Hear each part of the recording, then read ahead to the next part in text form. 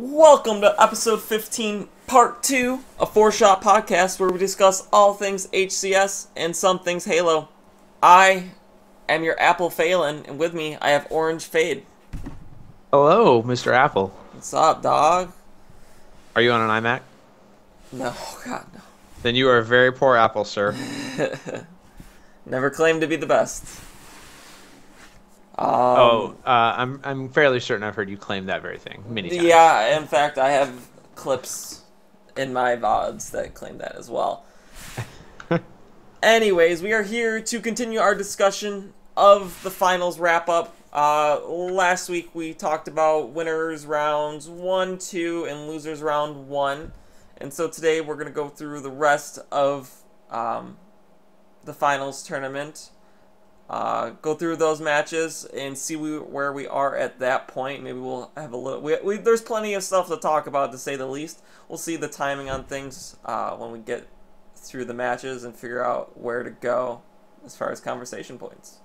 Real quick, I'm going to just jump in, and I believe you got a haircut, and looking quite snazzy, I might add. I had this haircut last week, so thanks for not noticing last week. I don't believe you. I don't believe you. Bro. Maybe I didn't pull up the actual video of you last week, but yeah. Sometimes I just can't take your face. Yeah, that's why I don't own any mirrors. So, we're wrapping up, hopefully still in people's memories, especially, maybe hopefully after the news that happened today, which we'll get into later, but kicking off with losers round 2, Winter Fox and Cloud9. Game 1 of this was Shrine Bomb, and 5 minutes in, Winter Fox gets the only chance. There was almost no chances in the first 5 minutes. It was just very back and forth, just battling for control of the map, which is pretty common on Shrine Bomb. So Winter Fox gets their chance, but Cloud9 stops it. A couple minutes later, Winter Fox gets another chance, but this time they're able to get an arm. When Arcanum sticks that sniper scope on a shotgun and gets that long range kill. I think it was 4 shots. I think he shotgunned 4 times, or this guy was had to have been absolute, because it might have been the longest shotgun of all time. He was definitely no shield at that point, but still the distance he was in hut, and the guy that got hit with the shotgun was at on the grenade past turret. Yeah, all the way across the turret. Next to the where the sticky spawn. Yeah, it connected with them. It was basically the length of the turret. The turret. Yeah, the turret. Yeah, it was absurd. It was the longest. It had to have been the drop off on the shotgun is pretty good. So that could have been the absolute farthest possible potentially. I don't know, but yeah, it was really long, and that did help them secure that first bomb plant. So Winter Fox goes up 1-0. 8 minutes into the game, so we got 7 minutes to play. And then, but just 30 seconds later, Arcanum is still going big, but this time he's got a sniper, and an official sniper, not the sniper shotty. And they're able to keep Cloud9 spawn trapped over those 30 seconds, then get a second bomb arm. So, now we're 6 minutes, 30 seconds left in the game, and up 2-0. At this point, pretty hard to see Cloud9 coming back, especially with their methodical play. So, they do start coming back. 19 minutes in the game, so 4 minutes left. Hysteria helps us push his team through onto the Winter Fox side, and they get the plant to bring it 1-2. But no more. There wasn't enough time for them to get that second bomb plant, and Winter Fox does win game 1 2-1. Winning that first game, we've always talked about, kind of puts a lot of pressure on the other team. So always a very important game 1. Being Shrine Bomb, it tends to be a slower game type, and that's usually where Winter Fox seems to struggle, is on the slower game types because of their fast play. But they were able to pull out the W here with a little help from the Gears of War shotgun. I was always terrible with that thing. It just that's also because I never had hosts. Yeah, so. It reminded me of the host shotgun from Gears of War, where it was that was the most dominant thing in the game. Yeah, and it's brought back flashbacks, PTSD. Game 2, another slow game, Lockdown Slayer. potentially slow. It usually has some stalemates throughout it and everything. After the first 5 minutes, it turns out it is a very slow game. The score 16-12 to Winter Fox. They have a slight lead, but then the game really picks up. A lot of like random, like not random spawning because they're always pretty predictable, but kind of chaos with teams pushing and spawning like not with your teammates and just like a very, I mean, like helter skelter like type of game for the next 5 minutes. So by 5 minutes, the score is 40-37 to Cloud9. So it's funny that when it's slow, Winter Fox actually was coming out on top, and then when it sped up, Cloud9 was like coming out on top. Just interesting. You would expect potentially the other way around. And that fast pace kept up because in the next minute, with 4 minutes left, Cloud9 it gets 7 kills and Winter Fox 4. So now the score is 47-41.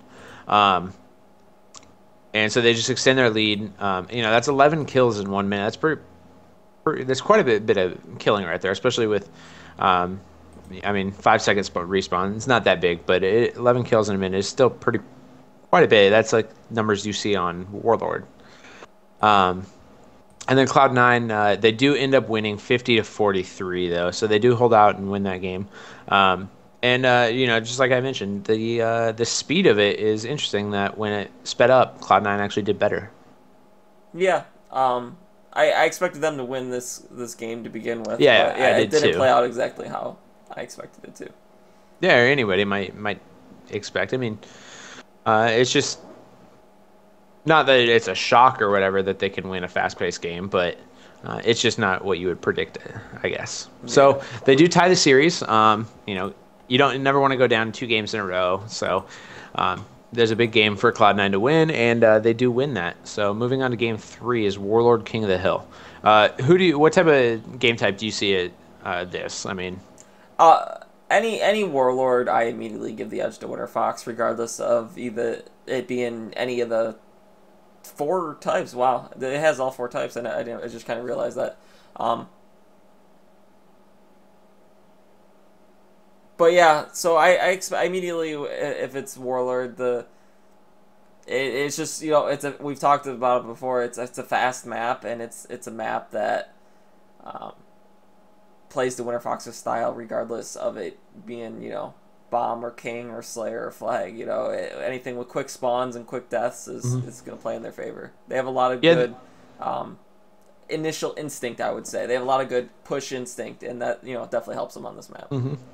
Definitely, but I would say that with this Warlord game, the King of the Hill, you do have to be very disciplined, really. Like, your team has to have a lot of coordination and stuff to be able to get any amount of significant time in a hill. I mean, you can always, like, randomly scrap 5 seconds, 10 seconds here and there, but to ever get, like, 20, 30 seconds on, like, that D hill or the C hill or anything like that, you really have to have some pretty good communication and almost get like a setup, like where you're controlling 3/4 of the map and they're having to spawn in one base. For it being a fast game type, it does take a lot of communication and stuff. So and that combined with the fact that Cloud9 tends to struggle on Warlord too, so that's another reason why, like, just looking at the game type, my initial instinct would have to be Winter Fox. Yeah, and I agree with you. So after that first rotation, the first 6 minutes, Winter Fox, like we thought, would be winning. 5 minutes. There's 5 hills. What I said. I totally said 5 minutes. I had to stop and think. I'm just like, is there a 6th hill that I'm missing somewhere?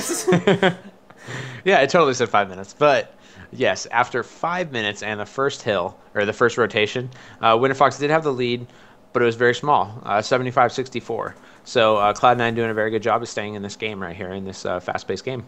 After rotation 2, so 10 minutes in, just 2 minutes left in the game, Winter Fox still with the lead, extended it just a little bit, 138-121. So 17-second lead going into the last 2 hills, the last 2 minutes of the game. In the surprising thing right here is in the first hill of the third rotation, which is A hill, which is top mid on here, Cloud9 actually ends up bringing the game back and taking the lead. They actually pulled 21 seconds in top hill, which is really, really, really rare. You never get time in top A hill almost. But you know, it was like a do or die situation for them, and Hysteria came up big, staying alive in that hill. I don't remember. Did he have camo? Do you remember that or not?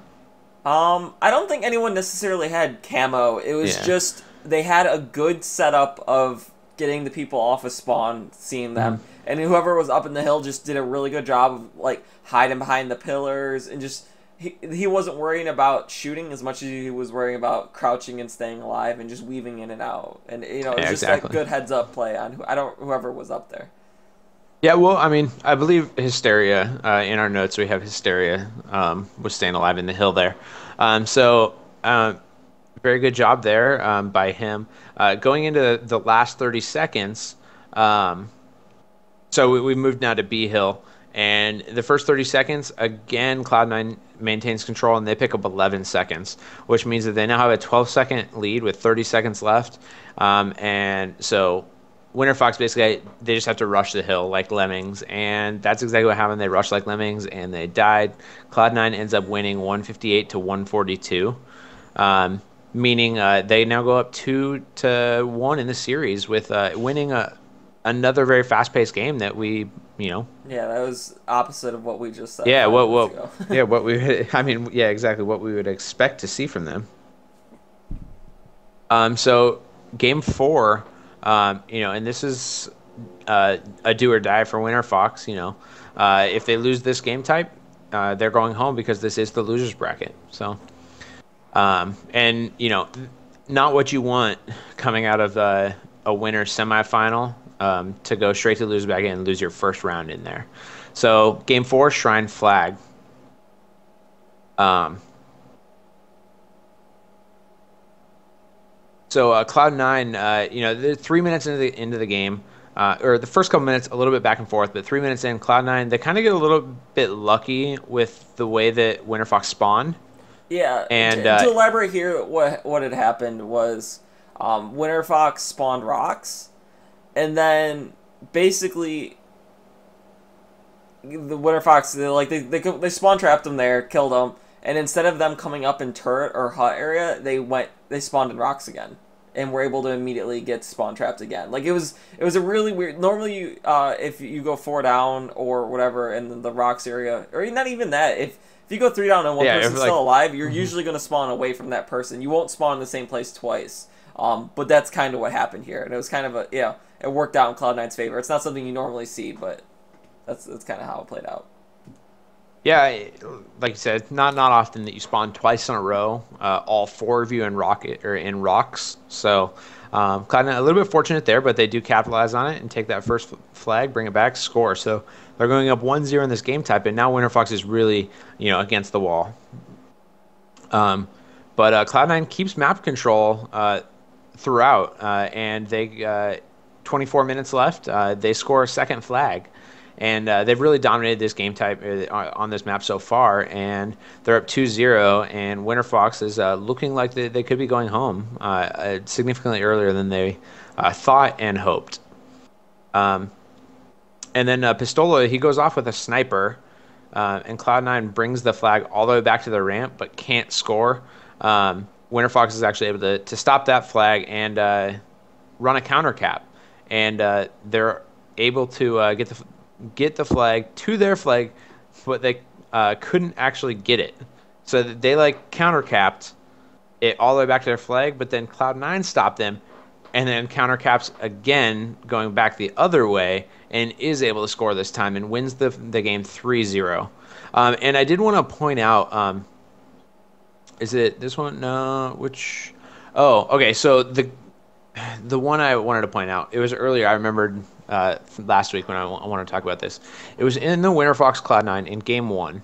So for the record, Cloud9 wins game 4 and they win the series 3-1, and they are going to advance to the top 4. In our this is our first official upset of the tournament, right? Yeah.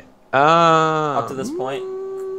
Yes. Yeah, this is the first official upset. Because I upset. remember last week we said that when we were doing our predictions, you have to call at least one upset, otherwise it gets boring. And so I'm pretty sure this was the first actual upset of the tournament. Yeah, the first official one. But one play I wanted to mention out mention. It was in the Shrine Bomb game. So we mentioned that oh, is it this one? When Talk me through it, and I'll tell you what it was. it was a bomb game. It was when they got eliminated. It had to have been the Shrine Flog. It was on Sanctuary. What was the play? I thought it was a bomb. Makes sense. So it was Arcanum, and he was watching the. Unless it was when they lost in winners bracket against Denial. Was that game 4 Shrine Bomb? Yes. Yeah, it was. Okay. Yeah, so that was it. That was it. I wanted to mention this one because I remember watching it, and I was sitting next to Snipe Down at the time, and he was just shocked by the play. So, we mentioned nobody's going to remember this from last week, but it was a Shrine Bomb game against game 4 against Denial. They ended up losing, but with and we mentioned that at the end, Arcanum went crazy with a sniper. I think he was on a frenzy or something like that. Yeah, he was on a frenzy. And they're about to plant, and they come up just short. Denial's able to reset it, and they lose. And this is in the dying seconds of the game. And I remembered he's going crazy, and he gets a triple kill or a double kill, and then followed by one. And instead of pushing up towards the flag area or the bomb plant area to help his team cap it so that he's there, when Ryan Newber, whoever, drops it at the last second to finish it off, he just sat on car and then jumped to ring 3 and just tried to wait and didn't ever push in. He was just looking for spawners.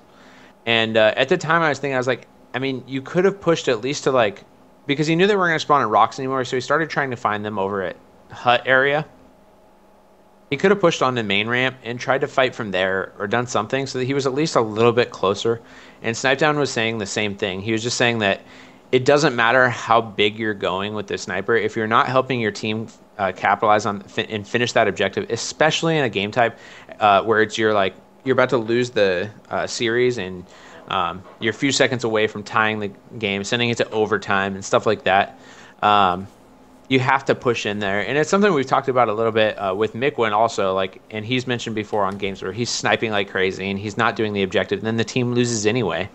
So it's it doesn't matter how good you're doing with a weapon if you're not helping your team win the game in the objective. I thought it was later in the tournament, but I guess it was in the winners bracket. Yeah, I remember seeing that as it happened, and the first thing that popped in my mind was Mikwin and how the fact that even though Arcanum's going big, the fact that his team wasn't able to capitalize on it means that either his team was either having a really bad time, which wasn't the case because they were almost about to plan. It was more him not being a team player and more being trying to come up big. Yeah, he was slaying incredibly, but he just wasn't putting himself in a position to help them finish the objective, which is what the game is all about. An objective game is all about. And I think that's partially why EG is so good as they are. And they usually they lose the slaying battle in the objective games, but they know to focus. It's an objective game. At the end of the day, you could lose by 100 kills, but if you get more objective points than the other team, that's what really matters.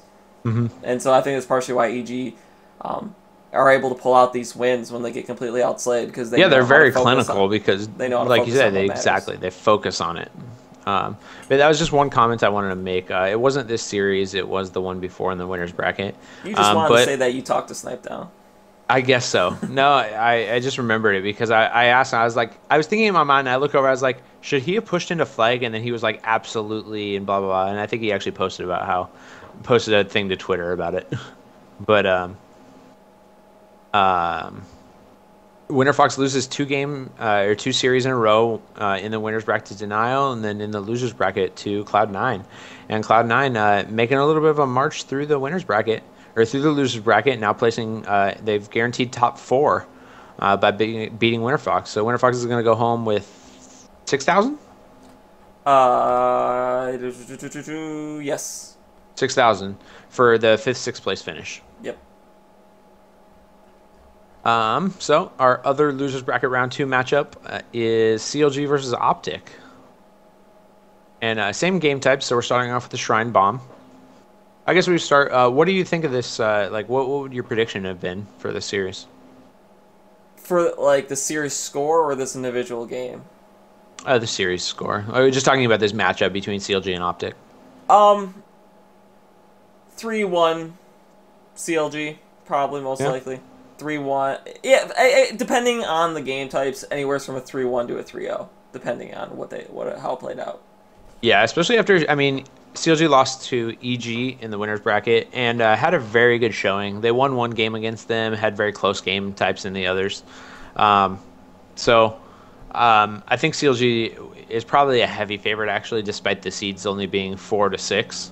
I think they probably are a pretty heavy favorite going into this game or Yeah. this series. So, you know, Shrine Bomb start off, and 5 minutes through, nobody has an arm. We see this a lot in the game type, very slow, battling for map position. It takes a lot to get that plant. Like, you have to really have control to get those. There's no sneaky arms like there is in in the playlist sometimes. So 5 minutes, no score. 21 minutes left in the game. So after 9 minutes, Optic gets rocket control and they get a plant.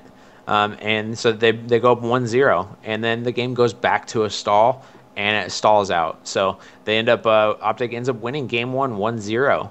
And especially after we just talked about, we expect CLG to come out and win this. Optic, showing that they have tons of teamwork and the potential to upset people. So Optic wins 1-0 in game 1. Going into game 2, Lockdown Slayer. Slow game type. Again, traditionally slow and everything. After the first 5 minutes, 14-11. That's the score. CLG's up 14-11. So again, very slow.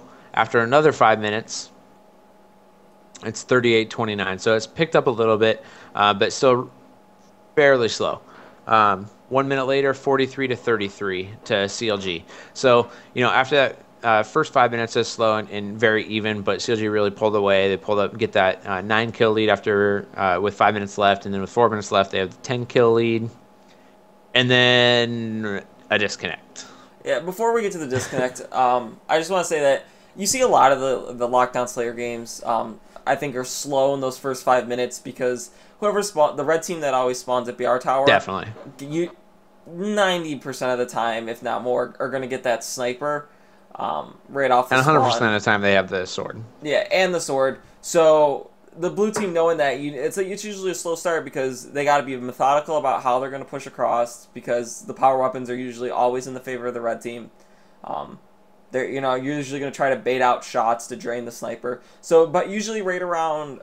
I would say the sniper starts coming up on respawn right around that 10-minute mark, maybe 11 minutes, maybe 9, depending on how long you hold on to it. So that once the sniper comes back up on respawn, that's when things get a little bit more chaotic, and the red team's going to rush across to try to get it, or the blue team's going to get it and switch positions, whatever have you. So that's usually why the first 5 minutes are so slow, is because the red team is just so heavily favored off the start that the blue team can't just run around and try to kill them. They have to be smart about what they do.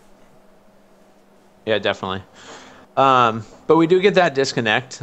Score is 43-33. So CLG on the restart, CLG is going to need 7 kills. And wait, CLG needs 10. Optic needs 17. Okay, so it actually restarted at 40-33 with a 7-kill lead. Yeah, I'm not sure why. When the person disconnected, it wasn't a this one wasn't necessarily a disconnect as much as it was a lag that started happening first. So then the referees judged that they needed to go back to 40-33. So there were 3 kills that had happened during the lag period, and then the disconnect actually happened. So okay. Yeah, that's why it set back a little bit. Gotcha. So with that said, then we're starting. CLG needs 10 kills, Optic needs 17, and we're going to have 5 minutes remaining in the game. 1 minute into that, CLG basically took their score back, 43-34. So they got 3 kills. Optic got 1, and then CLG ends up winning 50-40 or 10-7 in the restart, meaning the total score of the game was 50-40. So they win by 10 kills. And honestly, a restart is probably terrible on if you're gonna have a restart on any game or any map. Lockdown's the worst one to have it on, because the high seed gets such an advantage getting to restart with Slayer. Yeah, especially Lockdown Slayer, because they get to start with the sword and the snipe again, just like we talked about. Yeah. So, but I mean, they did have control before that anyway, so they were most likely going to win even before the disconnect and everything. But that happened. So, and then we move into so the series ties up 1-1 going into Warlord King of the Hill, and Warlord King of the Hill first rotation, almost no time for anybody. It was 48-48 after 5 minutes of play. So after the second rotation, CLG takes a lead, 120-85. So they're up 35 points. Pretty good chunk going with only 2 minutes left. And then, if anybody can predict what happens next, another disconnect. So, and I believe this one actually took like 15 minutes, I think. Or is it the next disconnect? I don't remember, but I remember when this happened, I was thinking to myself, a King of the Hill game is the worst possible game type to have a disconnect on, just because when you if it doesn't go down right after the E hill, it's gonna screw everything up because you could be setting up for like a hill and then now you don't. Well, just imagine like if, for instance, the scenario that was in my mind, lockdown King of the Hill. Yeah. There's 1 minute left. The hill moves to the B hill. And you're down, you need so much time to come back. And that's really your only chance because no one's going to get the A hill. However, if it disconnects and restarts with a minute left, it's only going to be the A hill. And that completely, screws over the team that's behind and changes everything. Luckily, in this case, it happened right after the E hill, like 10 seconds into the A hill, so it didn't make that much of a difference. But I was in thinking about how awful it potentially could have been. Yeah. Definitely. So, going into the restart, CLG needs to score 78 points to win, or Optic needs to score in 2 minutes, or Optic needs to score 115. So, likely we're not going to see the game type finish, but basically, what is that? 37 second difference. Basically, so Optic needs to outscore CLG by 37 seconds with a minute 50 left in the game. After that first minute, we've mentioned that A hill on top of Warlord, very difficult to control, and we see this CLG goes up in the restart 17-7. So they get a couple seconds, but and definitely enough to basically put the game out of reach for Optic, and that's what happens. Optic does get some time in the next hill, but CLG ends up winning officially 139-102 is the final score when you add the scores from the restart and the original together. So CLG goes up 2-1 in the series, and at this point it looks like they have all their momentum back, in my opinion at least. Yeah.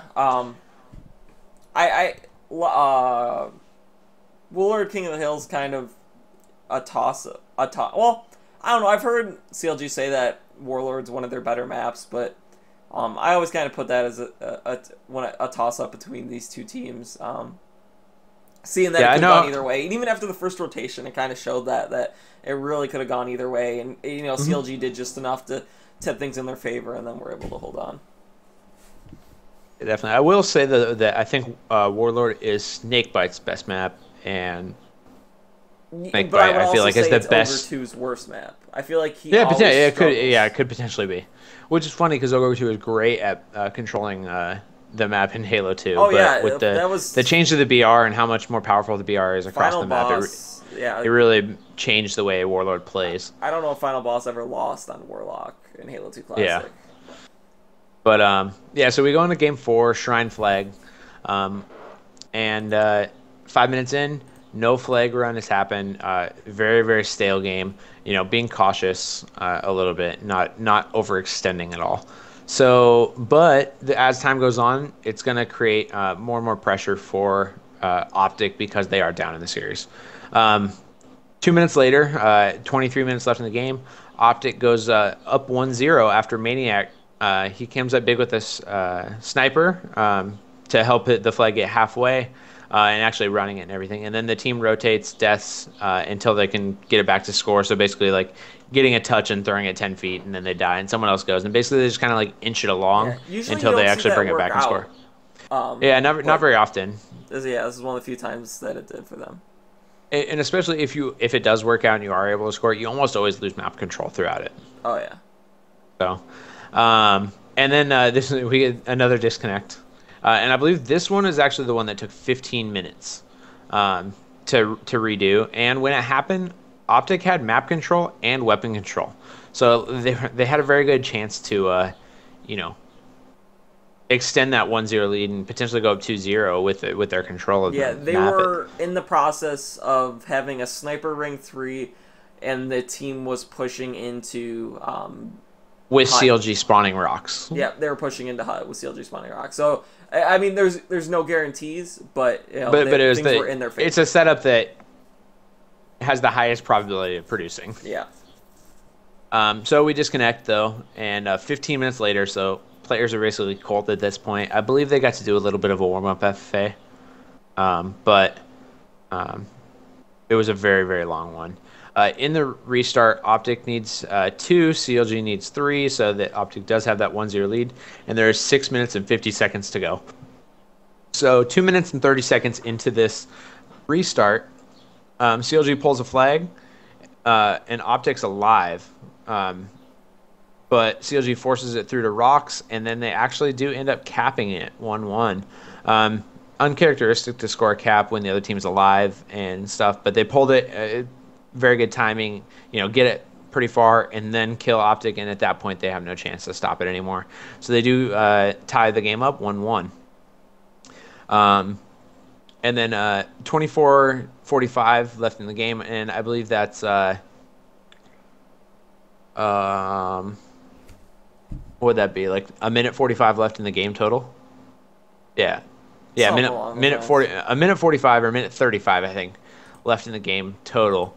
Royal 2 hits a couple of long rockets, like from Ring 2 all the way into like BR and Health. And I think it's like the first time we've seen people like hit those long rockets. We saw it all tournament long, people firing those and never coming up. But apparently Royal 2's got the touch, the prediction rockets or whatever, and he's able to hit those.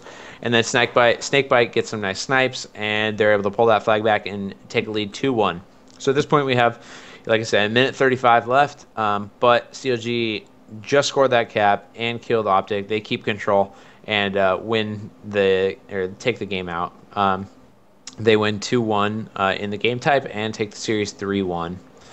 And then it's funny though, because before the disconnect, Optic had double the kills of CLG, and then after the disconnect, CLG had double the kills of Optic. So I mean, I talked to Assault after this match, and he was very, very frustrated.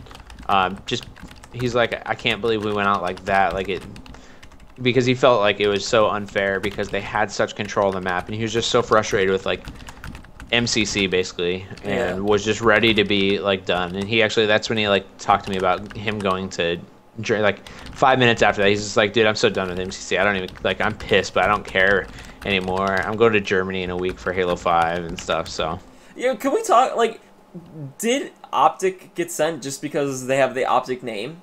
I didn't ask how they got chosen, but my guess is yeah. Did you, on a side note, did you see what Snipedown said about that he wishes he was there or something? No, I didn't see. So someone asked Snipedown, they're just like, you guys won, why aren't you going to represent America? And he said because he wanted to give Europeans a chance to win so that they'll like the game or something like that. Oh, harsh. It was funny.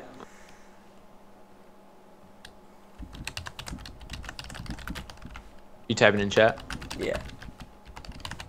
All right, so CLG does end up winning the series, knocks Optic out of the tournament. They finished 5th, 6th. I think we actually predicted him in the 7-8 spot to get upset by Liquid, but they do finish where their seed is at and finish in that 5th, 6th, taking home $6,000.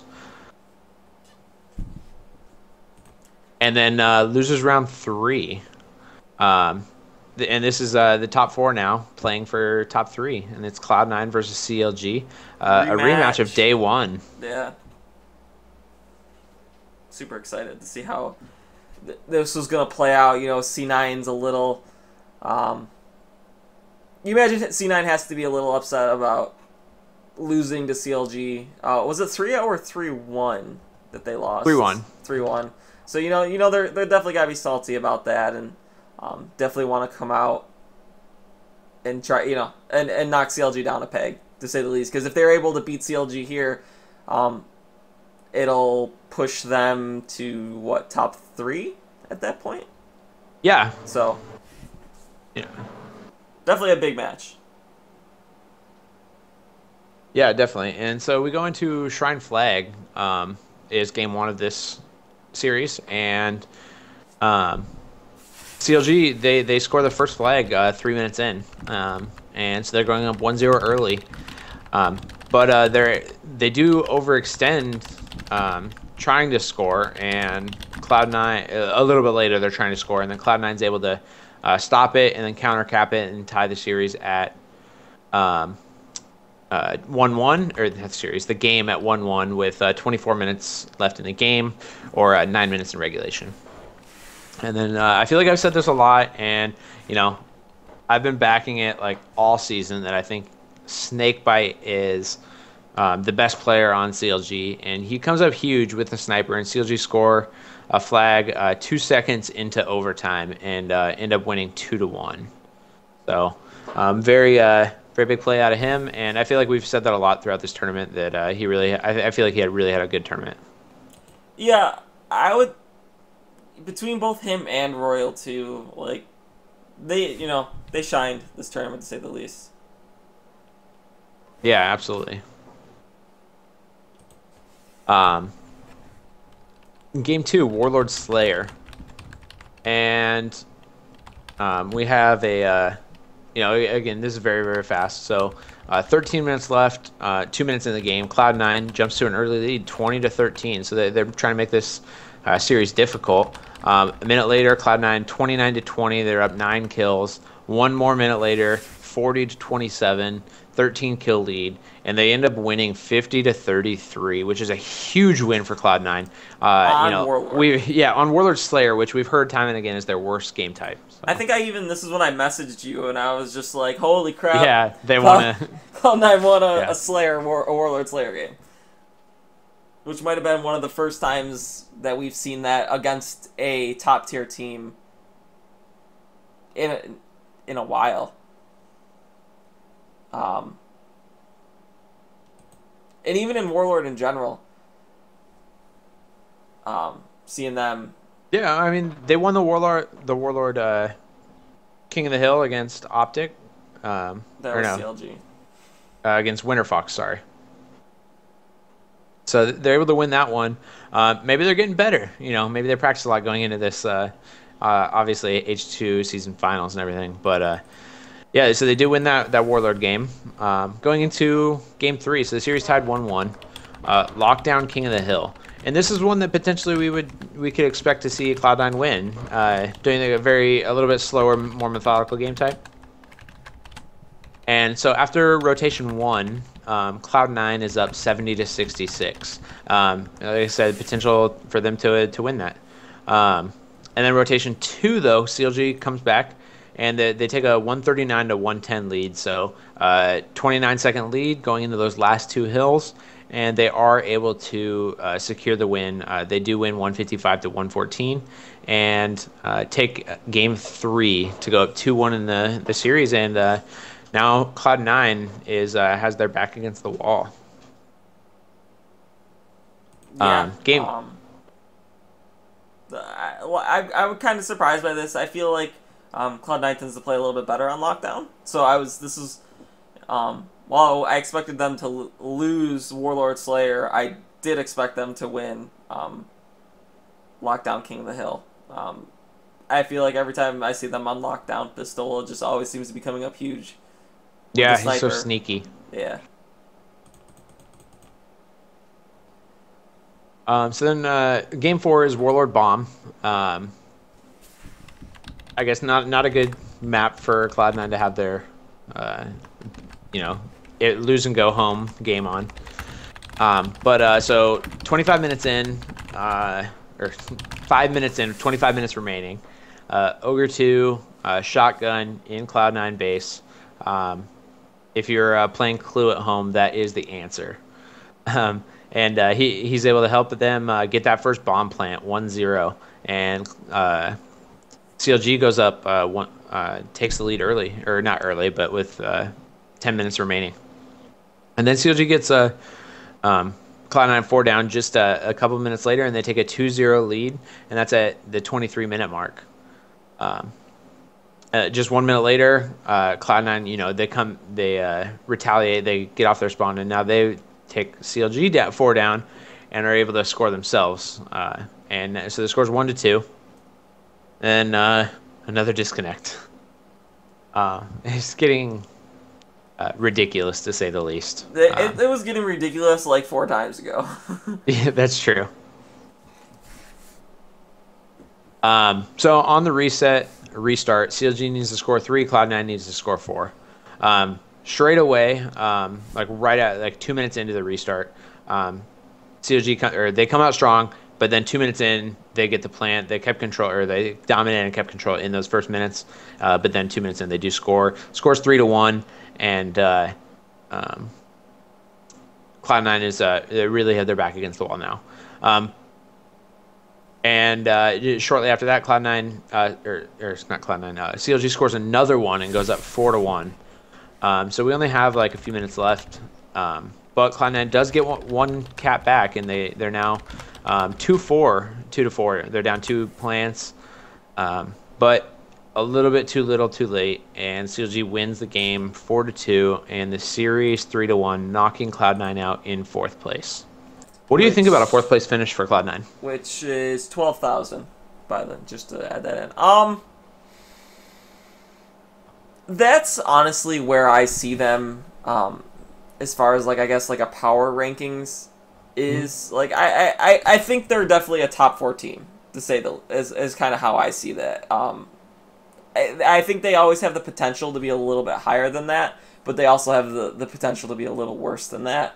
So I think like if we're gonna average out where they're most likely to finish, 4th feels about right from what I would guess. I mean, I feel like going into the season 2 finals, 4th is probably about the best I would have expected from them. I didn't really see them beating EG or Denial, and then CLG I just felt like was a stronger team than them. So I'm not too surprised. Like, I think a 4th is a good finish for them. Obviously they would have wanted better. They're always going to be trying to win because they do have like a team of champions. But but I think 4th is like you said, basically where they should be at. And I wasn't personally expecting them to finish any higher than 4th, and would have expected right in the 4-5 spot for them. Yeah.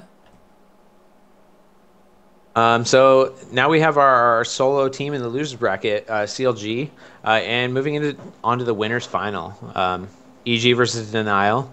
We've seen this so many times, and I think to this point in HCS, at least in season 2, Denial has never beaten EG. So that kind of like, I don't know. Do you think that like factors in, like it's in their head a little bit? Like they're thinking, what do we have to do for them to never be able to beat EG on LAN or on an online cup? I mean, I feel like it has to. At some point, it absolutely has to just plague them that they, why is Winterfox able to do it and not us?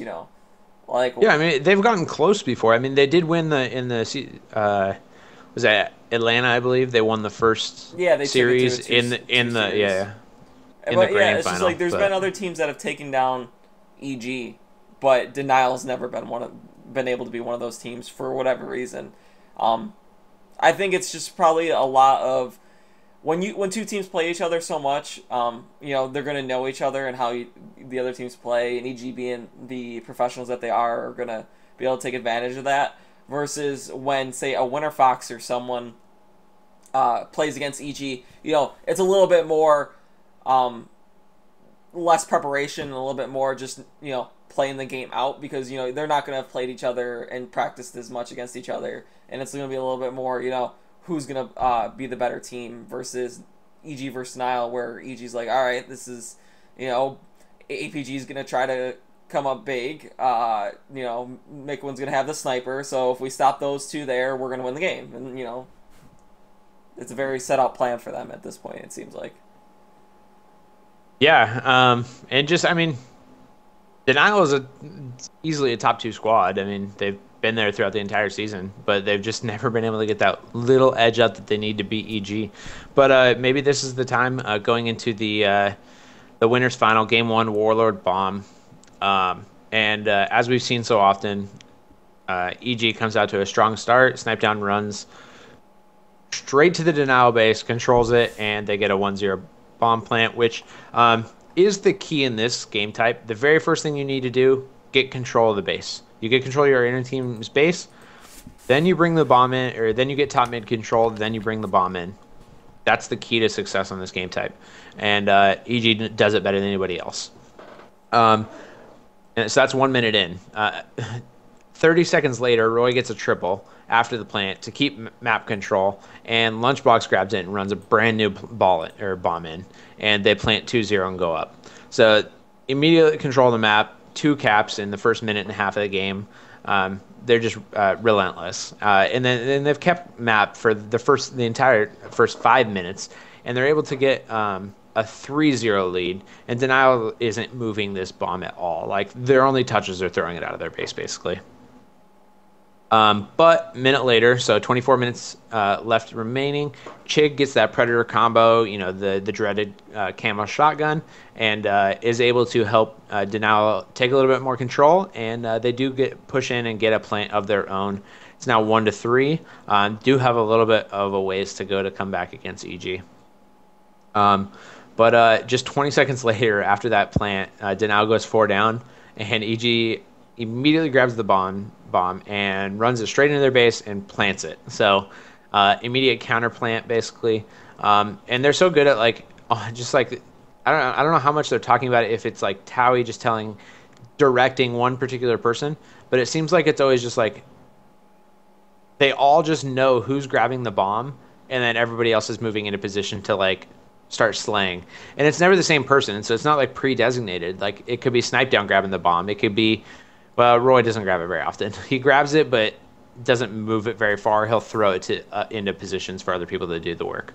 But at any point, it could be anybody on that team moving it. And so I feel like Towie must be really because we talked about last week, they trust him so much. He must be directing them a little bit in those regards. Wouldn't you imagine? Yeah.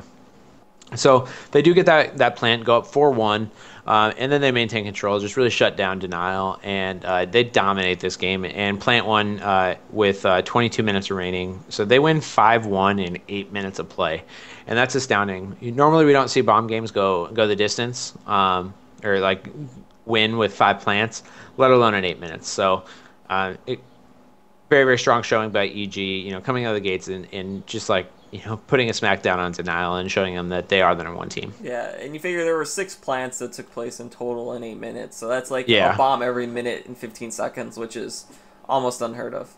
Yeah, exactly. So we go into game 2 as a Lockdown Slayer, and this is one that I would probably actually give the favor to Denial. I mean, we've seen Mickwin on this map, and when he has the sniper on this map, he's just, any map, but in particular, I feel like Lockdown, he's just amazing, really, with it. And so going into the game, 2 minutes in, Denial has a 12-6 lead. Like we always said, a little bit slow. This is probably a little bit faster than some of the other ones that we've seen. But another 2 minutes in, so 11 minutes left. Denial has a 9 or 11 kill lead. Another 2 minutes, they have a 13 kill lead. Another 2 minutes, they have a 14 kill lead. So Denial's just slowly increasing this lead. During this game, I think you mentioned it before, don't winter fox it. Denial, they got this lead, they have the weapons, and one of them, I don't know who it was, but one of them, my guess is probably APG, is No, it definitely wasn't APG. Oh, it wasn't. Oh, you know what? It had to have been Mickwin. I was going to say, it was either Mickwin or Hines, and I don't think it was Hines. It wouldn't have been Hines, yeah. Mickwin and Ryan Noob definitely have some beef and everything, so yeah, probably Mickwin. And yells, don't winter fox it, meaning don't charge when they have the weapons and control the map. And they obviously don't. 5 minutes to go, and Denial has a 15 kill lead, and they end up winning 50-36. Pretty dominating fashion for that map, and level the series 1-1. Game 1, EG makes a statement. Game 2, Denial makes a statement. Could this be the time that Denial is finally able to upset EG? Yeah, I feel like the last handful of times that I've seen Denial play Lockdown Slayer, they've always seemed to win, and they've always seemed to win in a dominant fashion. That seems to be one of their better game types. Yeah, absolutely. And like I said, I think a lot of it does come down to Mikwen. I mean, he was playing very well this tournament, like slaying and everything. And so when he gets the sniper on that map, he's and it's like it's so easy to isolate 1v1s on that map, and that's what he's best at. It's just like beating kids straight up 1v1. So great map for him and for Denial. They dominate EG. So game 3, Lockdown, King of the Hill. I feel like this is Lockdown. It is a good map for Denial, but EG, we've talked about how well they control B Hill and D Hill and just really like stop the other teams from getting A, C, and E. So kind of a toss-up to me for who this map should go to. I think just because of EG's dominance with the B and D hills, I will lean towards them. Off initial instinct, but it's one of those games going either way. Especially coming just off a Lockdown where they had all the momentum. Exactly. Which was weird playing Lockdown back to back. I'm not sure what happened. Yeah, that is interesting. But first rotation, Denial, they keep the momentum and take a lead, 64-45, so 19-second, not too big, but a lead nonetheless. Second rotation, EG takes the lead back, 128-100. And they really, I think they got like 40-something seconds on the D hill that we've talked about before. Obviously, it's the easiest for anybody to hold, but I feel like they just do it very, very well. So they take a 128-100 lead. Pressure's on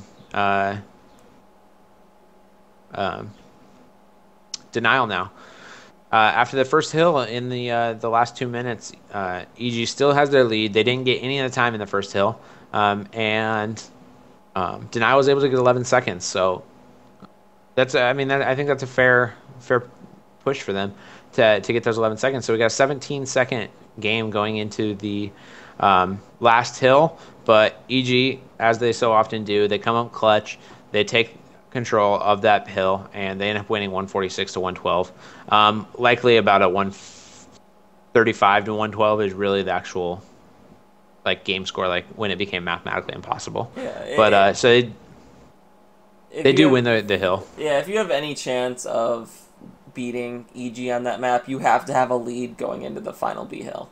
Because basically, EG is shown time and time again that they're going to control the B and D hills, and so you have to have a lead before it hits that last minute to have a chance. Yeah, they're so clinical. I use that word all the time for them, but they're so clutch. Basically, they always are able to capitalize on those easy hills for them. Yeah. So 2-1 lead going into game 4, which is a Shrine Flag. Very, very, not much going on in the first, 6 minutes of this game. Really just fighting for control of weapons and map. But Denial's able to get control for a couple minutes, and then they get the power weapons. When they're fighting for control, they get the power weapons, they use them, they maintain control.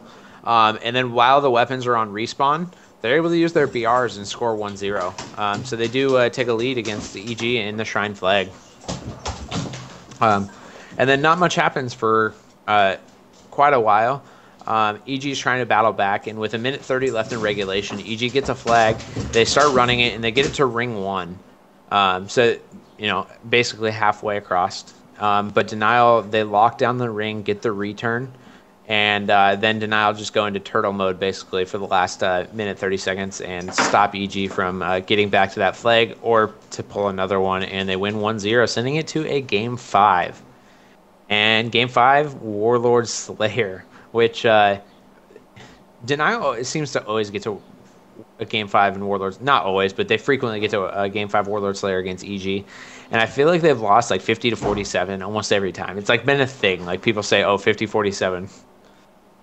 for this Yeah. EG denial game. And it's just like we always talk about how when you get to or not even game 5, if you get to Warlord Slayer, it's gonna be a toss of the coin.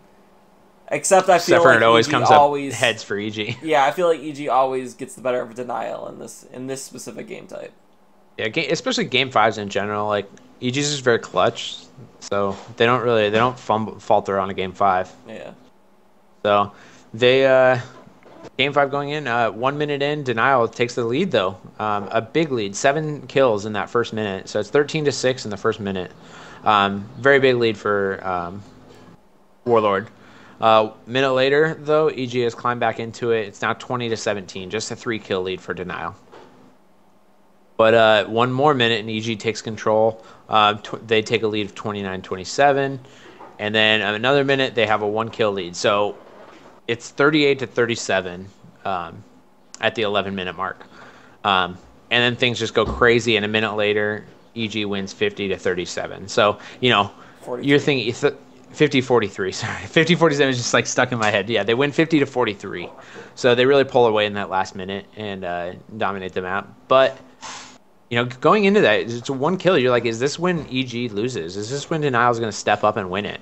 But the answer is no. EG does come back, or not come back. Well, they did come back in the game, but like at this point they were leading. But they do maintain their lead and expand it by quite a bit and win 50-43.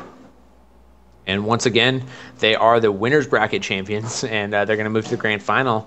And now Denial has to face CLG in the losers finals, which is a rematch from Indianapolis. Yeah.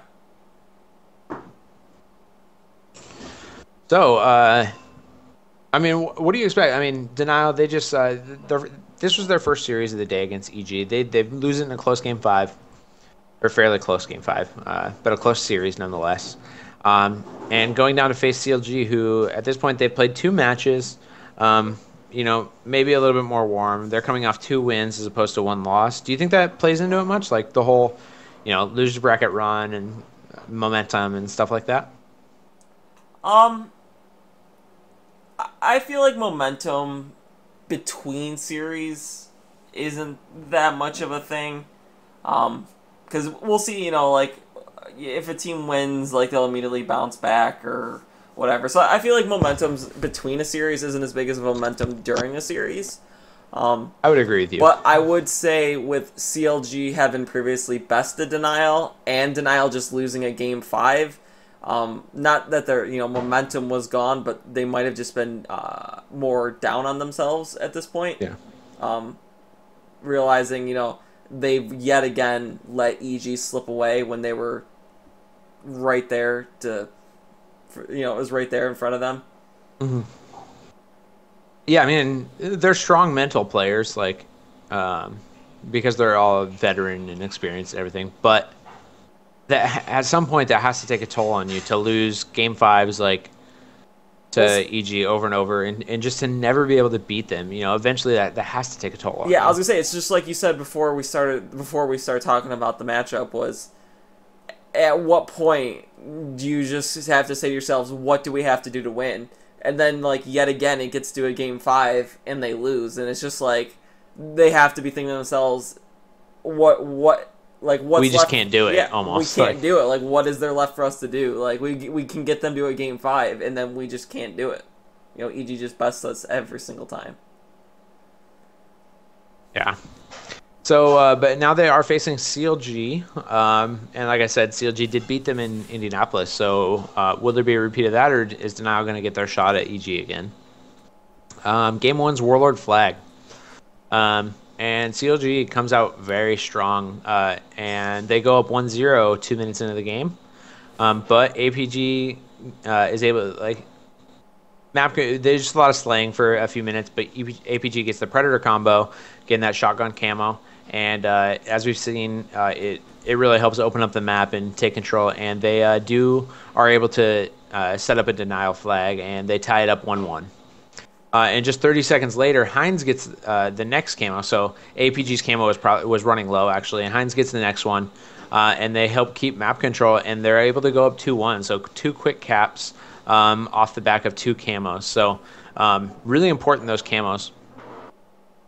And then Chig gets the next camo, or not the next one, but the next one that's like been able to be utilized. And so with 20 minutes left, Chig gets a camo, and he's top mid, leading another cap 3-1. So they end up going up 3-1 off the back of 3 camo controls. So it just goes to show how important those camos are on that map. 18 minutes, 30 seconds left. Miquin controls the map with a laser. No overkill and extermination with it, but does do work with the laser, giving some kids some suntans, and they run that flag home, and really dominating on the map, giving Denial a 4-1 lead until there's a restart. And as we've seen so many times, it's not a proper last series without a restart. We did, but it's not a true series if it of MCC without a restart. Yeah, clearly. In the restart, CLG is going to need 4 caps to CLG's 1. There's only 2 minutes 20 seconds left, so like the chances of this happening are about 0.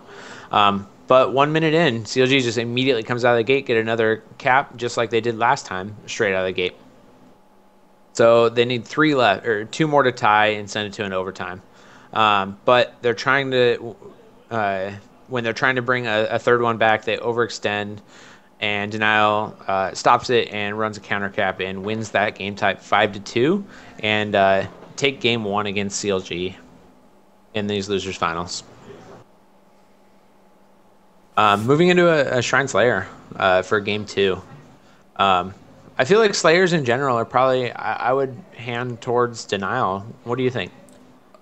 Depending on the map, I would say maybe Warlord would lean towards CLG, but any map with a sniper, you have to lean towards Miquin and Denial. Miquin, yeah. I mean, not that CLG doesn't have like amazing snipers in Royal 2 and Snakebite themselves, but I just feel like we've seen Denial do very well on the lockdown and Shrine Slayers, especially. And now, especially on Shrine, where there can be potentially 2 snipers on one side with Chig. Definitely. Usually being the backup sniper, and APG having one of the best BRs in the game. You know, there's no reason that they should ever lose a Shrine Slayer. Yep.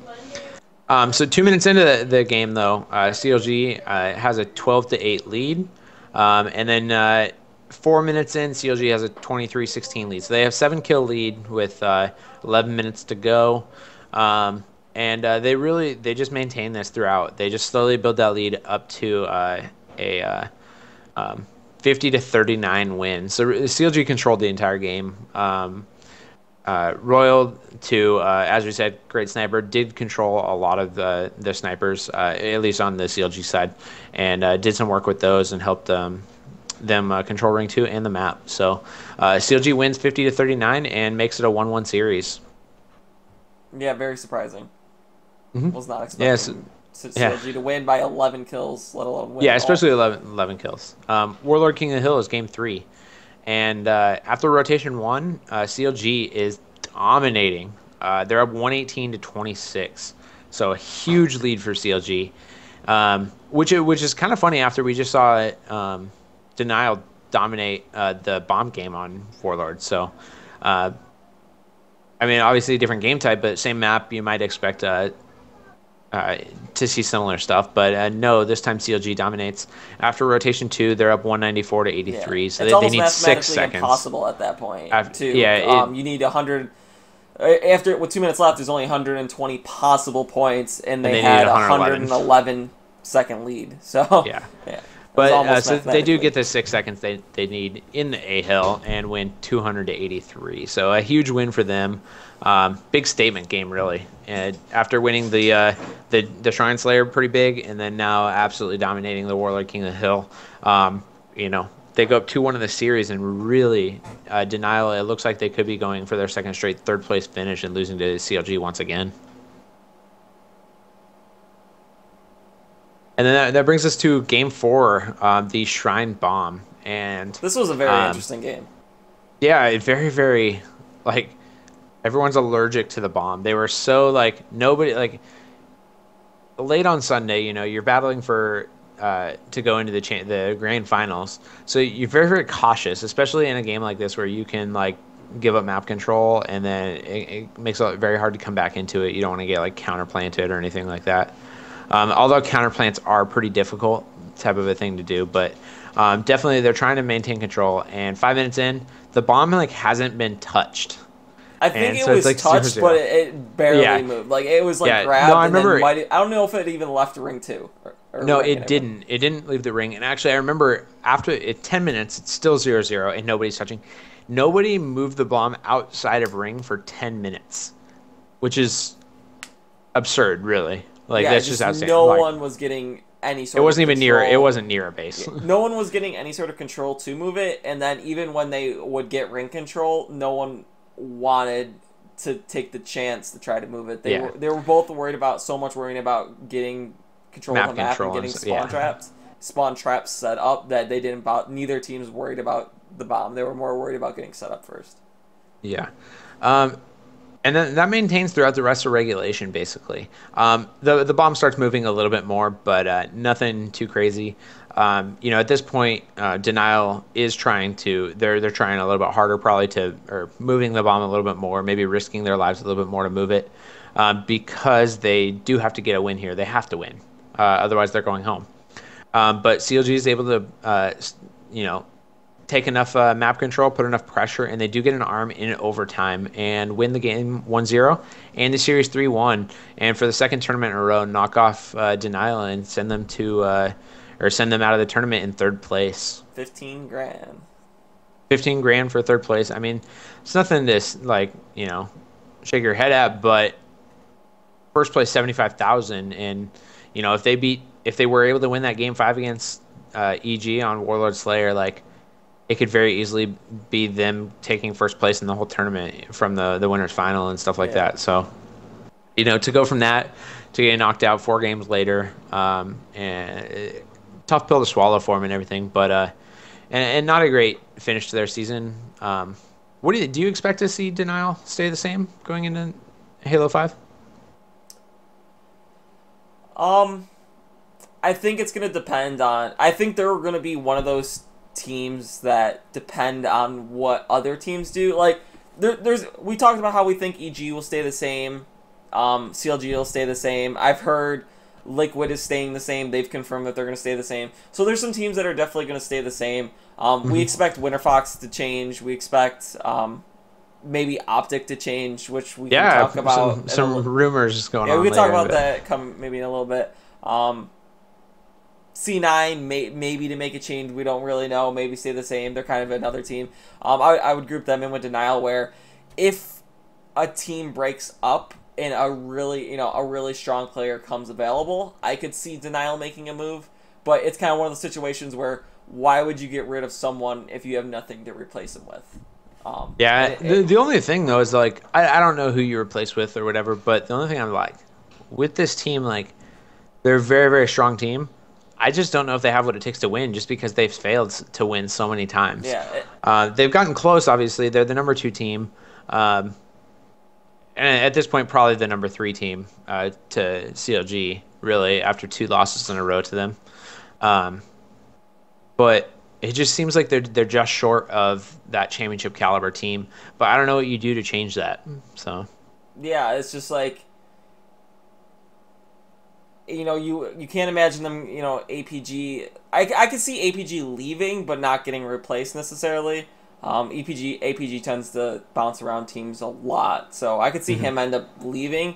But if we kind of throw that out of the picture, I can't see them letting go of APG. I can't see them letting go of Mikwin, and so then it's like Chig or Hines. I can't see them letting go of Chig, so it's like there's Hines, but it's just like, who do you replace? But I feel like Hines is like, but I feel like Hines is like arguably the best player on the team. Yeah, like, but exactly, it's like he's one of the best players on the team, but he's also the newcomer to the team. But I mean, Hines and APG, but yeah, it's just like, I don't know what change they make, but it seems like they almost do need a change if they want to try and get first. If they're content with second, third, then don't make a change, because this team will be there every single tournament. But I just don't see what they need. I don't know what they need to do to get first, because they just haven't been able to for so many times. Let alone get first, but just beat EG. If we're looking at just what it will take to beat EG, it's their objective work. They almost always win the Slayer games against EG, and they lose the Except for objective game ones. fives. Yeah, except for game fives. But I would say most of the time they'll win the Slayers, and most of the time they'll lose the objectives. So if they're going to make a change, it has to be something objective related. If they're going to replace someone, they're going to have to replace, pick up someone who's very objectively minded. Yeah. And you I'm never not know, sure like, who that the would switch from MCC to Halo 5 could be what's needed, the change that's needed for them to win. You know, it could be just the difference in the game that their players pick it up really well and they're able to be a dominant team for Halo 5 or whatever. You know, we don't know. So there's a lot of question marks going in. And maybe we might even see, like, not very many team changes at all because everyone kind of wants to see, like, you know, how Halo 5 pans out for their team. Yeah, and, just kind of thinking real quick off the top of my head, the only, like, a reasonable change I could see would be Naded for Chig. Bringing in Naded, who's kind of shown he's become more of the objective player in recent tournaments. He might be the type of person that they could fit in there. Yeah, it could potentially. I don't see it as necessarily a big upgrade. Yeah, I don't see it as an upgrade. I just see it. It's kind of a thing where they have a lot of slaying power and they're missing some objective power. So maybe take a little bit out of the slaying and input a little bit of the objective, which that type of thing, it reminds me of Naded. Like, he kind of fits that spot that they're looking for potentially. Gotcha. So going to the grand finals now. CLG versus EG, second tournament in a row. Game 1, Shrine Flag. And I should say second tournament in a row and the second time for this tournament. EG did match CLG in the semifinals, and they won 3-1. So, but yeah, so Shrine Flag, game 1. 5 minutes in, 0-0. CLG had the only flag run so far, and they barely made it to halfway. They made it there and just died. So, no serious runs, really. I mean, that was a threat, but was snuffed out pretty quickly. Another 5 minutes in, so 10 minutes into the game, there's still been no, like, super threatening, no flags across 50-yard line. 3 minutes later, though, so 17 minutes in regulation, 17 total, 2 minutes left in regulation. CLG gets a flag all the way back to the rocks, but Roy gets a triple kill and stops it, so it stays 0-0. In overtime, though, 1 minute into overtime, Snakebite wins a huge battle for the Rockets, and then immediately starts spawn trapping EG with those rockets and allows CLG to win that game 1-0. So once again, Snakebite coming up big for CLG, and they take game 1 against EG. Not very often that we see EG drop game 1. Yeah, it was. Although I do believe they did drop game 1 to CLG in the first series. Yeah, that's true. Because I remember after they dropped it, I'm like, is this, could EG go to the losers in the semis? And I'm like, that would make a crazy interesting tournament. But yeah, it did not happen.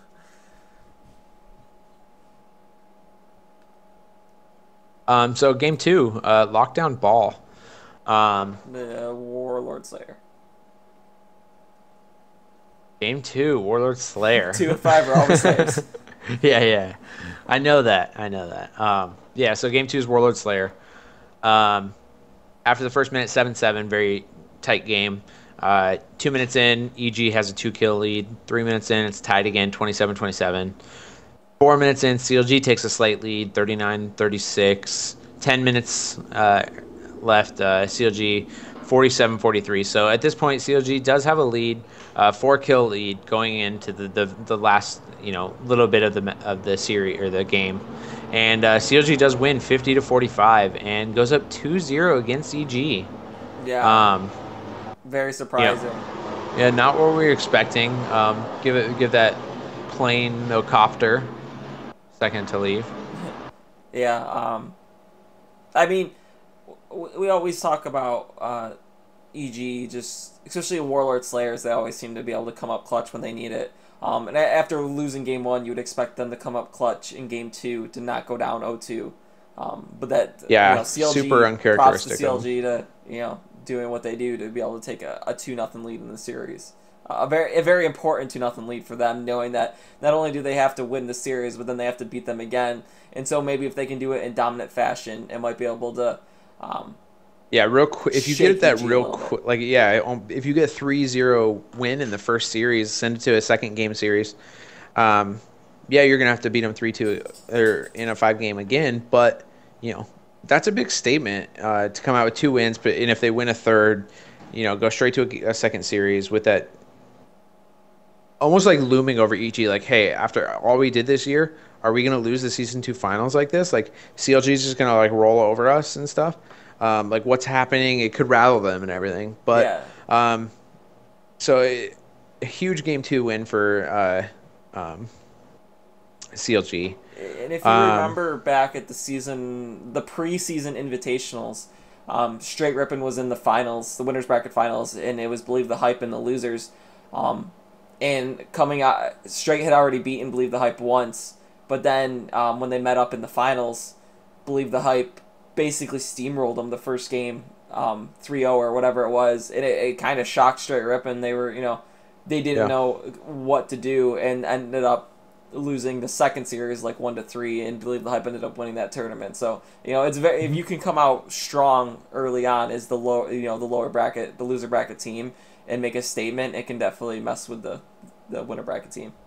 definitely. So game 3, lockdown ball. Um, with 8 minutes left, EG has built up a pretty good lead, 70-39. Yeah, 31 seconds. It's not unsurmountable, but it's big. Um, and then we have a restart. uh, we do get our restart in the grand finals, as we at this point deserve. I mean, Yes. so CLG needs 141, EG needs 130. So CLG right before the restart, CLG did bring it back a little bit, um, but they do restart, and 12 minutes left in the restart, EG is up 70-59, which means that they have well, that's 11, 22-second lead. And then that just steadily grows. Then they're up 115-67, 146-83, and then they eventually win 200-95. So really pretty dominant on the restart. Well, they had control in the beginning, and then on the restart they really had a dominant game and won 295.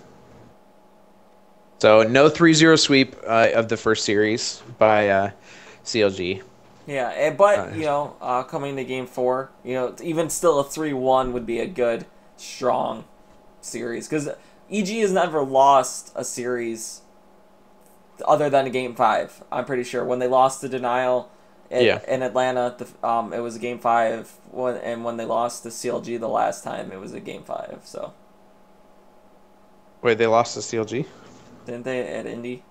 Didn't that go 2 series or no? No, No. I don't believe so. Pretty sure it didn't. No. Either way, the only time they've ever lost a Yeah. series was a game It's in a 5. game So 5. Yeah. making a 3-1 statement would be big for them. So then we have a Warlord flag, which I believe they played in the first time around. Yes, they had played And previously, and CLG won 4-3. yes. So a minute in, EG gets an early lead. They're so good at the starts on Warlord. It seems like they're always able to immediately get control and immediately get like objective, like points basically from that early Yeah, control. whether it's bomb or flag, they always seem to Yeah. score super fast on Warlord. Yeah. 3 minutes later, so 4 minutes into the game, CLG gets some of the control of their own from controlling top center, and they tie it up 1-1. And then they keep control, and they go up 2-1 with 24 minutes left. 1 minute later, they're not letting up map control, and they go up 3-1. So CLG looking good right now. It looks like they're going to be sending this to a game or to a second series of the grand finals. But EG is able to finally break map control with 5 minutes left in regulation, and they get a score of their own. So now they're only down 1 flag. 2 minutes later, EG overextends while trying to get a camo. Yeah, And this kind of, we talked earlier about how Towie will call out, so and so get camo, and that player will immediately do it. And this was a situation where he called out, I want to say Lunchbox to get it, and Lunchbox died, and then he called out Lethal to get it, and then Lethal died trying to get it. and then at that point they were 2 down and still didn't get the camo. And instead of just like letting it go and just slaying, they kind of overextended to try to, which is an unusual mistake. But it kind of is. It shows it kind of goes back to things they really trust Howie. Maybe he's not always gonna be 100% right, but when he's making the right calls 90% of the time, things like this might happen every once in a while. But you still also have to realize that even though they're going 4 down or whatever, and they're potentially overextending a little bit, it's not necessarily a huge blunder because they are potentially like, I believe they did get the camo and burned it, so at least they maintain control of like the time of the camo. Where if they don't get it, maybe they don't know the time anymore, and then they don't get another camo the rest of the match. That's a potential. But I do agree that it is probably a mistake and an overextension. One of the few mistakes from Cowie. And the only thing, you want to know the time of the camo, but at this point you can always in the find game, out from death screens and stuff. It's critical to not go down by another cap when you're already losing. That's true. Is exactly what happened. So they do go down 4-2. So with 3 minutes left in the game, they're down 2. And Lunchbox comes up big with 2 minutes left, top mid control, and then he gets shotgun with some and gets some more control, and he leads to a flag cap. So they're only down 1 with 2 minutes left, and CLG starts to kind of turtle. They're basically just fighting from their base, and fighting from the portals, just to not really trying to pull the flag at all, but just stop EG from getting in their base and everything.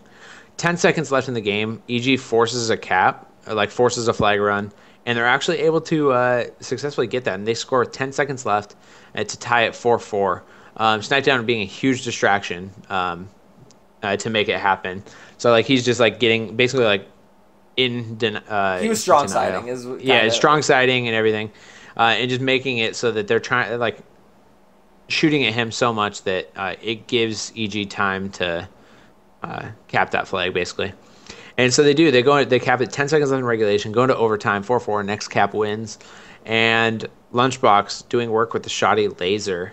Not often you see that combo put to use, but it makes it work here and leads to the game-winning score. EG wins 5-4. They will not go down, they will not lose this first series 3-1, and I mean, just again, EG clutching. Yeah, CLG had a 2-0 lead, and then all of a sudden, their chance of stopping EG and sending it to a game series 2 with huge momentum, all of a sudden we're looking at game 5, and they might not even get to a second series. Exactly. So game 5 is a Shrine Slayer, which last time they played this also, and EG won 50-38. Big win for EG in the last time they played this. So, not looking good for CLG. 2 minutes in, EG has a quick 4-kill lead. 4 minutes in, EG with a 3-kill lead. 6 minutes in, it's tied. So CLG bringing this game back a little bit, keeping pace with EG. 7 minutes left, it's 29-29. 5 minutes left, CLG is now taking the lead. Just a 1-kill lead, but a lead. So 34-33. 3 minutes to go. CLG has actually been able to pull it out a little bit, and they're up 40-36. 2 minutes to go, it's 43-40. So very, very close game, slowing down a lot. 1 minute to go.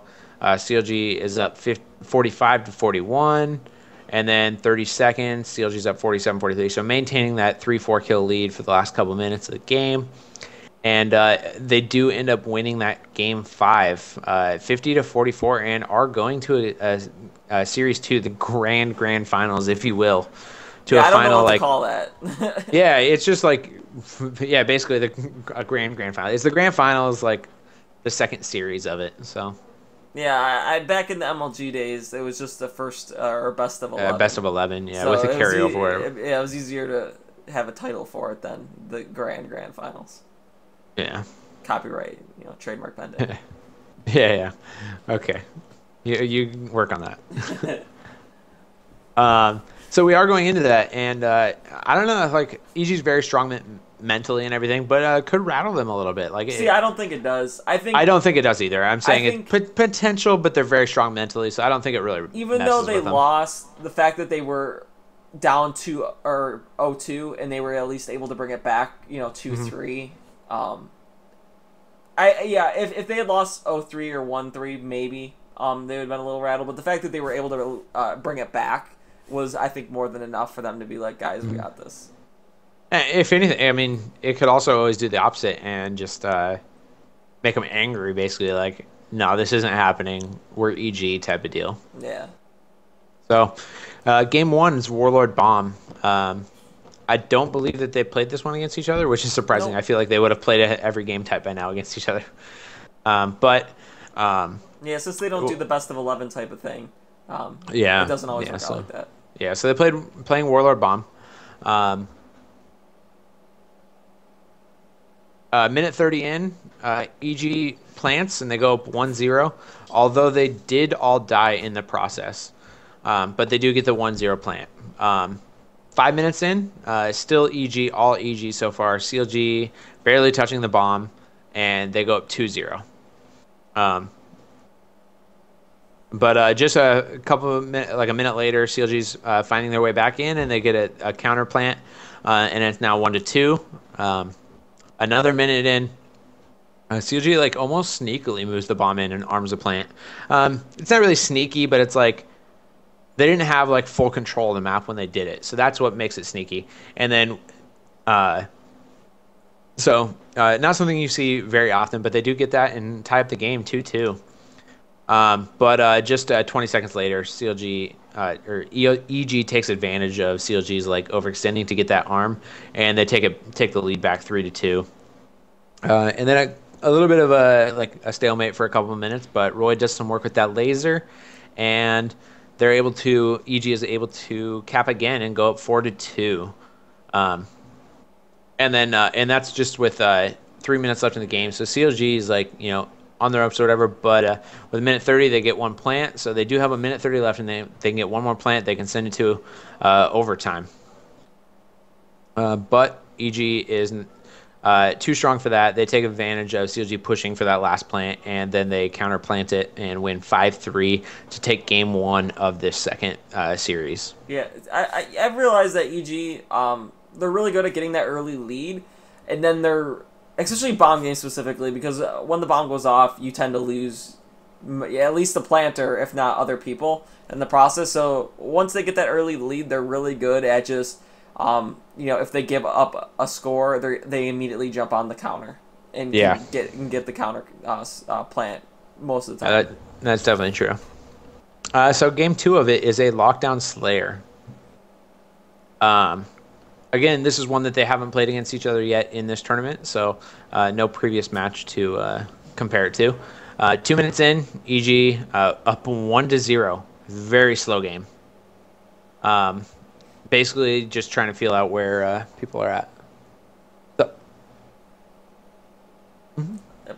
11 minutes in. 11 minutes to go. 11 minutes to go, sorry. 11 minutes to go, EG up 13-7. It's very similar to what we talked about earlier, how the first 4 or 5 minutes always play out around 13-ish kill mark for the leader, the team in the lead, just because, the sniper and the swords and the power weapons in EG's favor. CLG is going to have a tough time pushing right off the start. Yeah. So 2 more minutes go by, 9 minutes left in the game. EG still with that 6-kill lead. 2 more minutes, EG with a 7-kill lead, so pretty much just trading kills at this point. But 2 more minutes go by, and EG really just put CLG on a bad spawn trap. Not necessarily a spawn trap, but really they forced them bottom blue, and then CLG couldn't do much, and they take a big lead, 44-27. With 5 minutes to go in the game.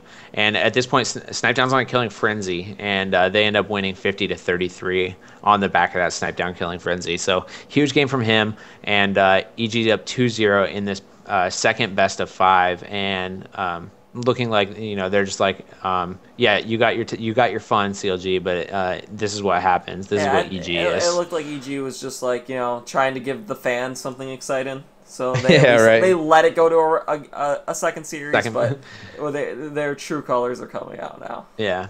So then, game three of the second best of series is Warlord Ball. They played it before. EG won 173, 141. Fairly close game, but EG does generally do pretty well in these ball games.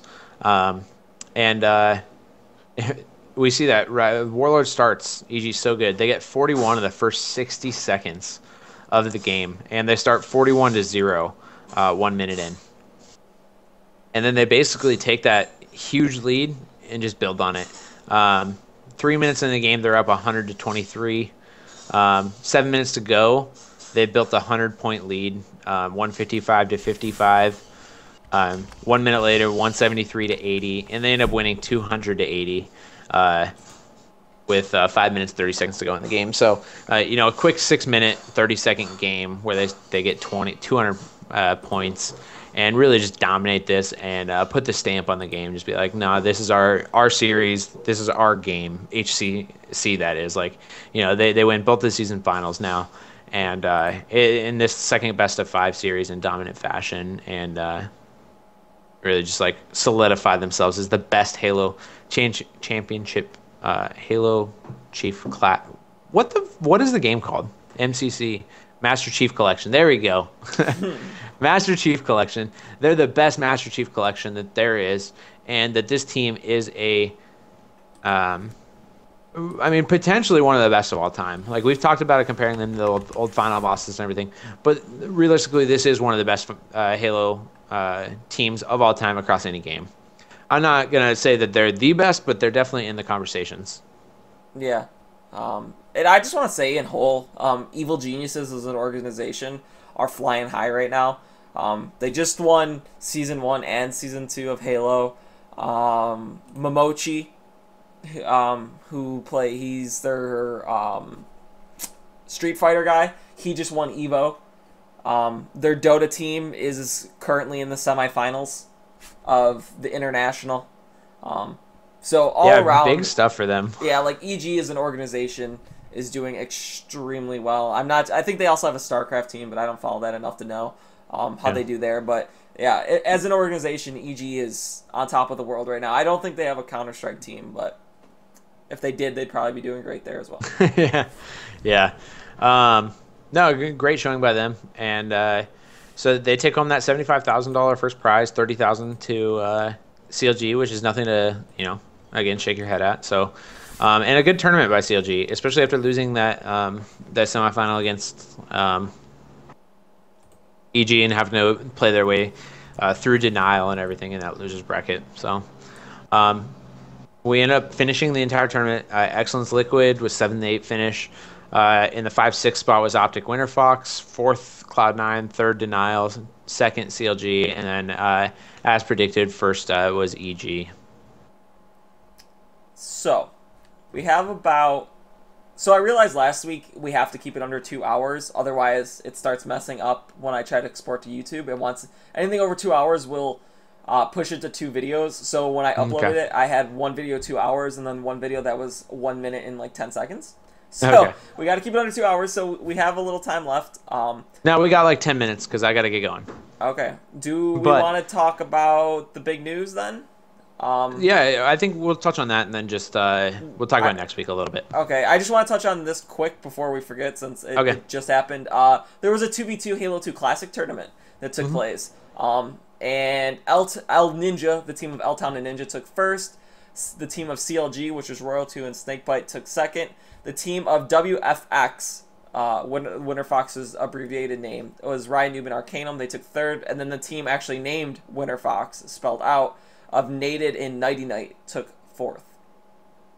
Gotcha. Did you watch any of it? Yeah, I watched almost all of it. I was hoping to compete in it, but EXO couldn't get out of work in time because it started at like 3 o'clock Eastern, which is kind of weird. Oh, okay. Yeah. But yeah, I watched almost all of it. It was super awesome to see some Halo 2 Classic get played. Yeah, I guess I would probably, looking at those teams, I would have picked Royal 2 Snakebite. They're a duo of long standing to win that. But but L-Town's he's a very good up and coming player. So yeah, I mean the big thing for me was Royal 2 and Snakebite are like Reach and 4Kids, so I wasn't expecting them to do as well.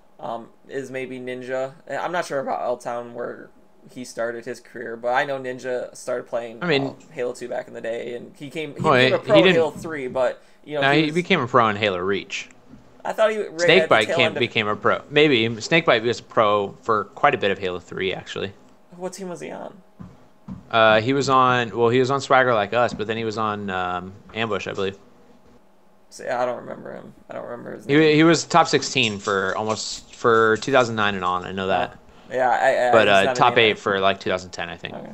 But anyway, yeah, Halo 2 Classic 2v2, and L-Tone's a good player. I'm interested to see what's going to happen with him in Halo 5. I guess quick news on Excellence. It does look like Kobe is no longer a part of that team, which we kind of speculated might happen.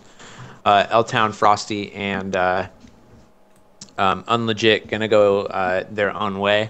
I don't know if the fourth is Kratos, like we saw with that Halo 5 Hurry team that did so well, but could potentially be. Yeah. Just a couple other things. Formal and Enable have both said that they plan. Well, they have both tweeted things along the lines of looking for a team of some sort. So it looks like they're going to be coming back. Could be either or both of them on Optic, potentially like a Ace Flamesword Formal Enable team. That could be with Assault and Maniac doing something else. I don't know. Yeah, possibly. Could be something that we see. But the big news, the reason they're coming back, a $1 million tournament has been announced for Halo 5, a minimum of $1 million with crowdfunding for increased prize pool for Halo 5. At the or they haven't said when or where it is, but they're partnering with MLG for that. So MLG, Twitch, and YouTube are all partnered together, which ESL and MLG are like rivals. Twitch and YouTube are rivals. So the fact that all four are like getting in on this is a big deal. Yeah, it definitely says big things about what is potentially in store for Halo 5. I think we're going to see some pretty amazing stuff, actually. So I'm looking forward to it. And we're going to get our first taste of that this weekend on Friday. They already showed just us in a couple days. At Gamescom, they showed Optic versus Epsilon playing on some map. I'll have to go watch that. I didn't actually know that or see that yet. Epsilon ended up winning 2-0. Oh, wow. Over Optic, so... Yeah, so it looks like we're going to have best of 3 series, potentially the grand final being like a best of 5 for that. And that's going to be, you'll see it on twitch.tv/Halo, but that is Friday. I'm not sure what time at the Gamescom. It's taking place in I'm not Germany, sure either. So I'm not exactly It'll probably sure be pretty time. early morning, but... Yeah, so that will be the next thing, and I will be here next week to cover that. Not entirely sure when. It could be Tuesday. It might not. That hasn't been decided. Or who my guest host will be for that, because you are going to be vacationing this time instead of me. Yeah, I'm going to be in the middle of nowhere with no reception to anything. So. Where are you going? Canada.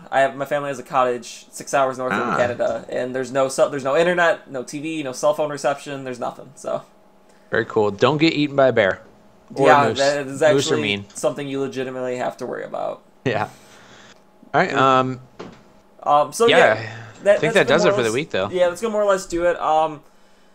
Coming up, we got a bunch of roster stuff to talk about in the next coming weeks as that builds. I think after the Gamescom, we'll get more information. So definitely, we definitely want to talk about Gamescom after it happens. We'll want to probably go into a little bit more of a discussion about the $1 million and how we think that might play out as far as Halo goes. So we got a lot of talking points coming up in the next few weeks. But yeah, all that being said, so next week will probably be a short episode. We're just covering Gamescom, me and the guest host, and then we'll have another short episode the following week doing community update stuff, news, what's going on in Halo, and then also our end of season 2 final awards. So that'll be 2 weeks from now. So that's looking around the 18th. We'll be doing the award show. Yeah, so I think that's it for today. Black tie only. Yeah.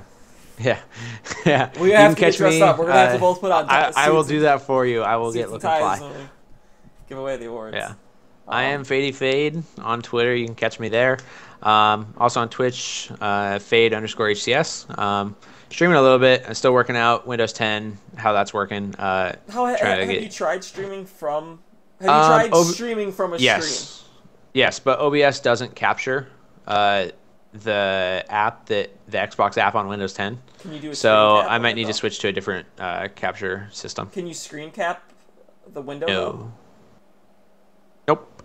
Or monitor cap? You should be able to at least. There should be able to do some you sort can of do cap. you can do monitor cap, but then I only have one monitor right now, so I'm potentially looking at getting a second monitor or something like that to make it so that I can do that. I was gonna say there's got to be a way of doing it. I haven't tried it personally. Monitor cap works, but window and game capture do not. Yeah. OBS said that they haven't fully supported Windows 10 yet, so I haven't updated my main PC. All my laptops and tablets are already up to Windows 10, but my gaming PC and my streaming PC, which is the same one, I'm waiting until they get all that stuff figured out. Okay. Yeah. Well, thanks guys for listening, and I will see you next week. Yeah. I am Phelan, Fail3N. I will not see you next week. I will see you in 2 weeks. But you can catch me on Twitch, on Twitter, all that fun stuff. Once I get back from vacation, I'm going to get back into streaming. There's no point in starting now when I'm going to be off for a week. If you guys have any questions, comments, anything along those lines, feel free to shoot us an email to 4shotpodcast@gmail.com. That's 4 is in the number 4shotpodcast@gmail.com. We'd love to hear from you guys. Any comments, questions, pretty much anything, feedback. If you have anything you'd like to say, feel free to say it there. Please like us, subscribe to us, anything along those lines on the websites we are on. We'd greatly appreciate it. YouTube and iTunes. I saw that we have a few iTunes comments, which are awesome. We have 3 5-star ratings, and some comments, good feedback comments from all of them. So I love to see the stuff like that.